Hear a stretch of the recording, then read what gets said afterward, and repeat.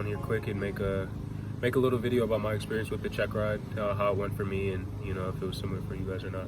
Let's start off with the oral part. So, like, if you don't know, the check ride is to get your private pilot's license. The test is broken down into two parts. It's broken down in the oral segment and then the flight portion, the practical.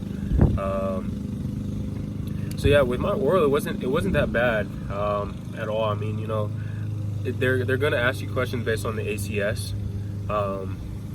And one big thing for me, my written was pretty bad. My written exam was really hard for me.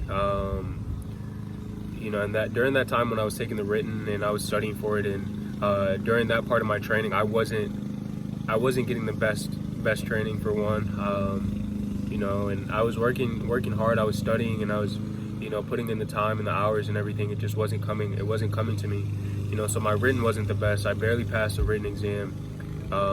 So what the examiner does, or in my case, he looked at all the questions that I got wrong on the written, and he really hit me hard with those. He really asked a lot of questions. And one thing with the examiners, they go in depth. They don't let you slide with an easy answer. At least in my case, he did. So he really asked about those questions. So one piece of advice I would say is, one, do well in the written, for sure. Do well in the written, and then come time for your check ride and come time for the oral portion, make sure you look at the ACS. Take a look at the ACS and see if, because they're not going to ask you anything that's something that you haven't seen on the ACS before. You know what I mean? So it's going to be on there. All the material is on the ACS. So look at that. Make sure you study it and make sure you know what you're talking about yourself. For my check ride and my oral, he really was focusing on scenarios. So aside from the wrong questions that I got in my written and him, just asking straight up about, like VFR minimums or performance charts and the systems, he was really focused on the scenarios. So he would give me a scenario, like specifically for my cross country. Here I'm in Wisconsin and Lake Michigan is east of us. So he made me plan for a cross country flight to Muskegon, Michigan, which is directly east over the lake. So I don't right when he gave me the assignment to plan for Muskegon, I knew, he wants to see if I'm gonna make the mistake and plan directly over Lake Michigan. Lake Michigan is not like a small lake. It's one of the biggest lakes if not one of the biggest lakes in the world. And I was doing the training in the 152. The 152's glide ratio is not anything to, brag about. It's like a flying brick, honestly. It's small, but it's slow. Actually, I have the flight plan right here. You can kind of see the route of that I traveled. I didn't. Here I am, right here we are, in Timmerman, KMWC, and then here's Muskegon, and that's where he wanted me to plan. You can see how big how big and long Lake Michigan is, and that was the first mistake right there. Or would have been the first mistake if I would have planned for over Lake Michigan. It's about 70 nautical miles, and right there, let's say you have an engine failure over that lake, you're screwed. You know what I mean? So that was the first mistake right there. So a piece of advice that I can give you is make sure your flight plan is solid. If you're unsure about something, ask your instructor. They want you to pass just as much as you want to pass. So ask them.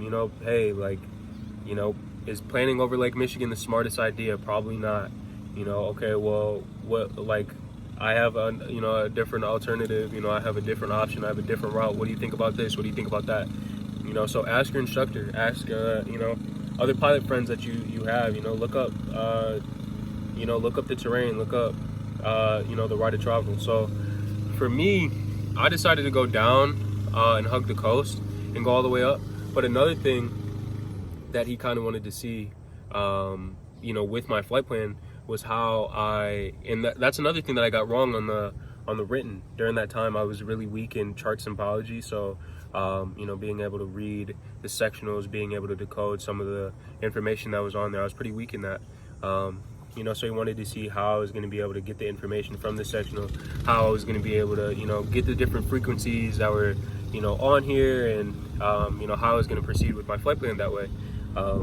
You know, so I kind of got the feeling like he was planning and testing me to see how I was going to handle going into one of the busiest airports in the world in O'Hare. So O'Hare is pretty busy, right? And in the 152, we're not a top priority entering that airspace at all.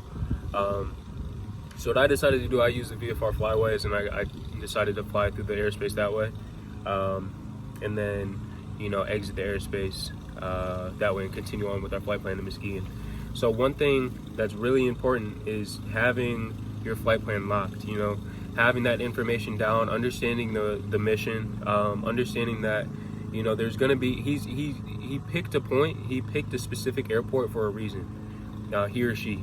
Your examiner picked that airport for a reason. Understand that you're gonna be passing different things, you're gonna be, you know, going through different things. Like the airport that he planned for, Muskegon, yeah, it's a class Delta, but it's also a Tersa. And you know, that's another area that, like, I didn't spend too much time studying. I didn't spend too much time looking at Tersas because I haven't been flying around them, I haven't been flying near them.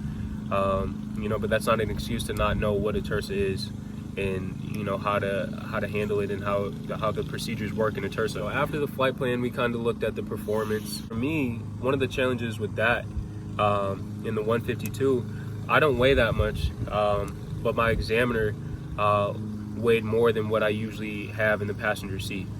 You know, so with that weight and having the fuel in both tanks, we were kind of coming close to our max weight, and then our ramp weight. So just making sure that, you know, once you do your calculations, making sure that the CG is within limits, making sure that your weight's within limits, and making sure that your performance, your runway lengths, your takeoff distances and landing distances, you know, are going to be good. They're going to be within limits, and they're going to be, you know, safe.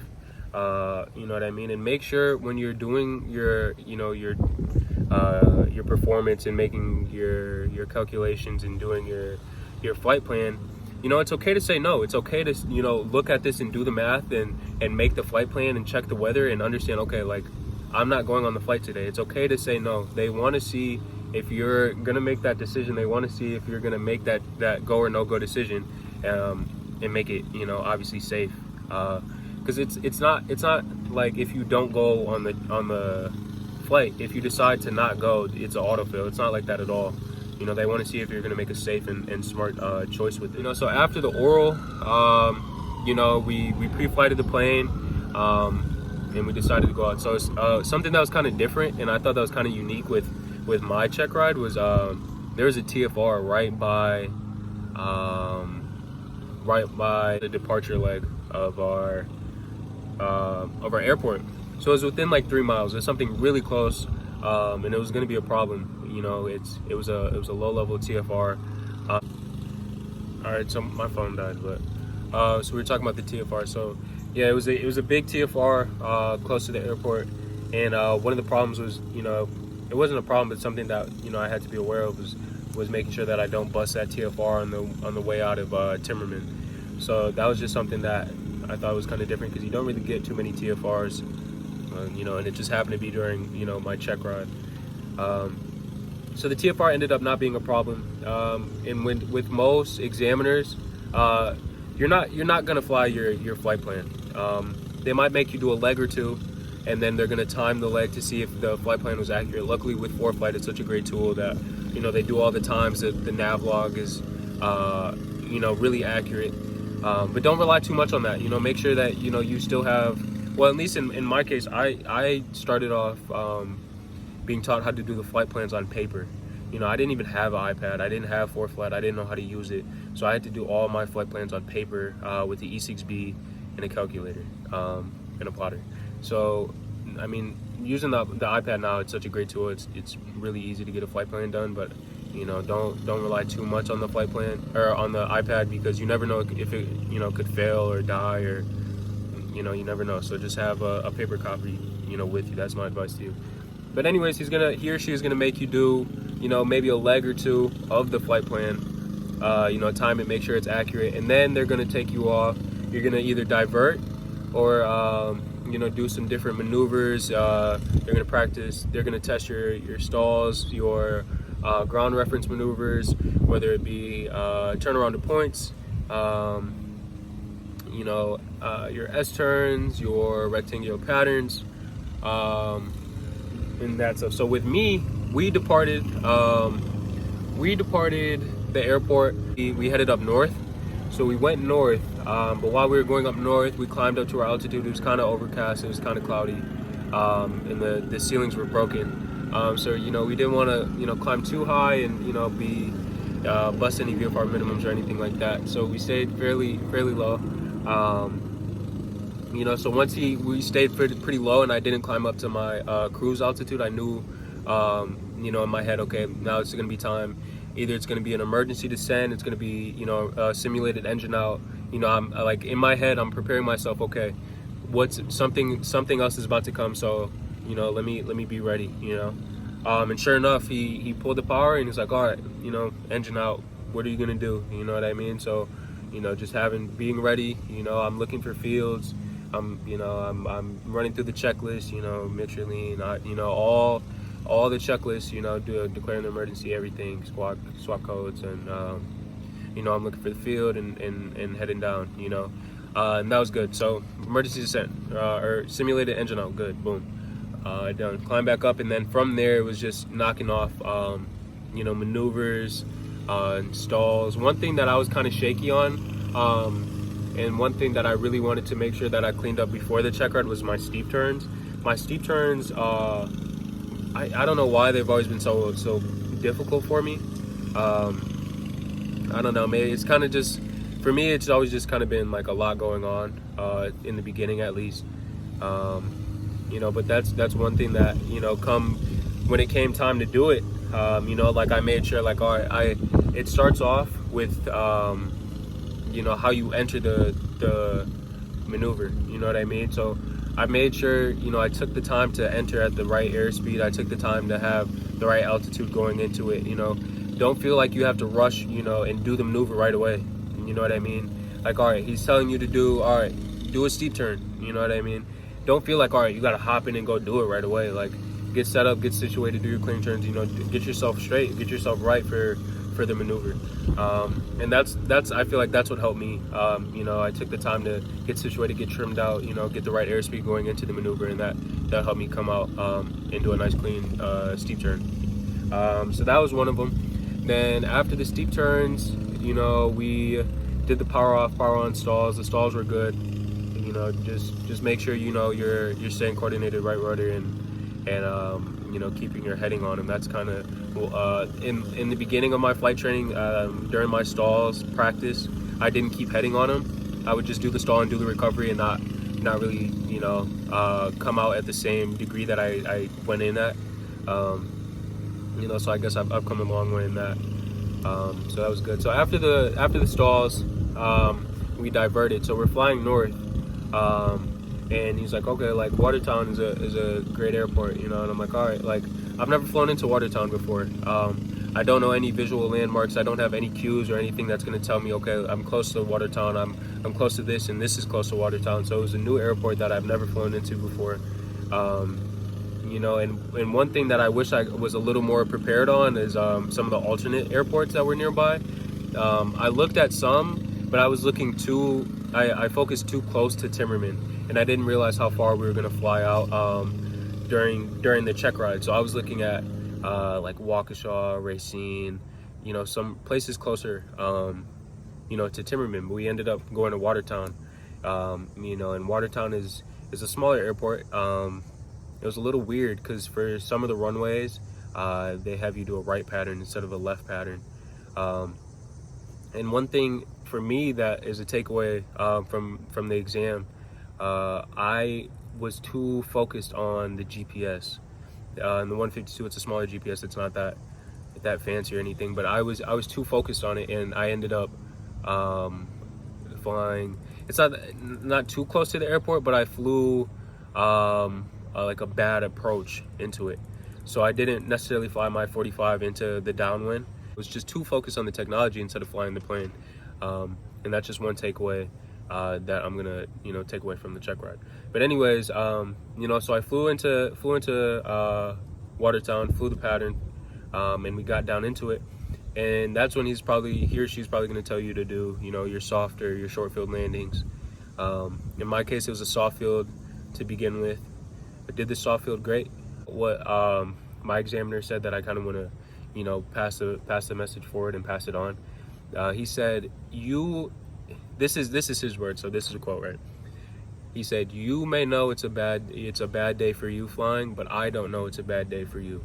So continue to fly the plane and continue to, proceed with the test." And I really like that. And that really kind of settled my nerves and calmed my nerves. So it kind of put me at ease, knowing all right, I may know I can hit, this steep turn exact, and hold, altitude perfectly, But if I do it and it's not perfect, and he may think it's great, but don't beat myself up over it, if that makes sense. So anyways, the soft field landings was good. One thing that I really wanted to pay attention on is the taxi diagram. I didn't want to get lost at Watertown, even though it's pretty small and it was, nothing fancy, nothing crazy. I didn't want to mess up and, go right when I should have went left, or held here and not gone here. So I took the time and looked at the diagram, looked at the the taxiways and the markings and stuff before I carried on. So that's a piece of advice I would give too. After that, took off, stayed in the pattern, and then we did a short field. Now this is when it kind of started getting okay, it's a little different, it's a little interesting now. So with the short fields are they're in my opinion, they're harder than a soft field landing, because the short fields, oh my gosh, who's blowing on my phone? But with the short fields, you got to land within your mark. You know what I mean? You can't land short. If you land short, it's a fail. You know what I mean? So one funny thing, not funny thing, but something that I wanted to drill into my head was, with the short fields, and specifically with the 152, what my instructor taught me, you hold the airplane at about 55 knots, it's gonna sink, it's gonna want to come down, it's gonna come down like a rock, you know what I mean? And so I was so fixated on holding that airspeed and holding that pitch that sometimes I would be really close to stalling the plane, and I would come down lower than I should and faster than I should. So I was coming into my landing short, So after that lesson, and after he told me, what I was doing, I took the time and I took the weekend to kind of go back and kind of reanalyze what I was doing wrong. So instead of pulling that power and holding the 55, I would come in with a little more power, but holding the same pitch. And then once I got closer to my point, I would pull the power and keeping that pitch, and the plane would come down obviously on its own, and I would make my mark, right? So during the short field, all right, I'm hitting my mark. I picked my point, and now we're coming into Watertown, right? So I have my point made. The approach is good. My glide scope is perfect. I'm coming into it. I'm remembering all the training that my instructor gave me. You know what I mean? It's perfect approach, perfect short field landing. I'm within my mark and within my distance, right? And we get down, we land. And the examiner says, go around. And I'm thinking, oh my gosh, I'm not hesitating. I'm, carb heat in, flaps, boom, full power, boom. Let's take off. Let's get out of here. Right. So I'm thinking, all right, I just did it. I just failed the check ride. You know what I mean? In my head, it's all right, let's stay calm, let's stay focused, but what could I have done? What did I miss? Was there something that, I should have done, because before I landed, there was another airplane on the runway that aborted their takeoff, stayed on the taxiway, got off the runway and taxied back, right? So I'm thinking, all right, maybe I missed something, maybe there's a bird or something is going on, So I climb out safely, flaps are up, we're good, we're at our altitude. And I ask him, I'm like, all right, did I miss something? Is there something going on?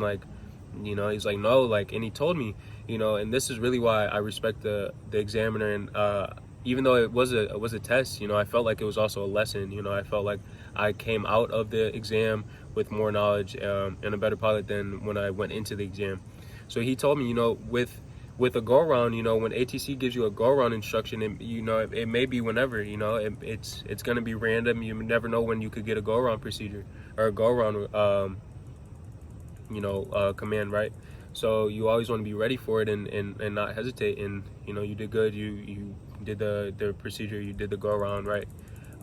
Incorrectly. So that's a takeaway that I really liked, and he said when you're at your most vulnerable, that's really when he wanted to get me, try to like knock me off my balance and see if I was gonna, stumble or anything. But, just being ready and being aware, even when you're on the ground and you touch down, like the job's not done, you still never know what could happen.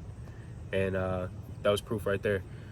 So we climbed out, and another interesting thing with the check ride, we were climbing out, and it was symptoms of a vacuum failure.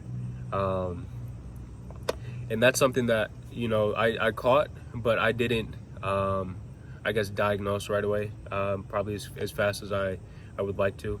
But I mean, he's such a well-versed and such a knowledgeable pilot. He knew exactly what the problem was. While I was trying to think about what it could be, he was like, oh yeah, that's symptoms of a vacuum failure.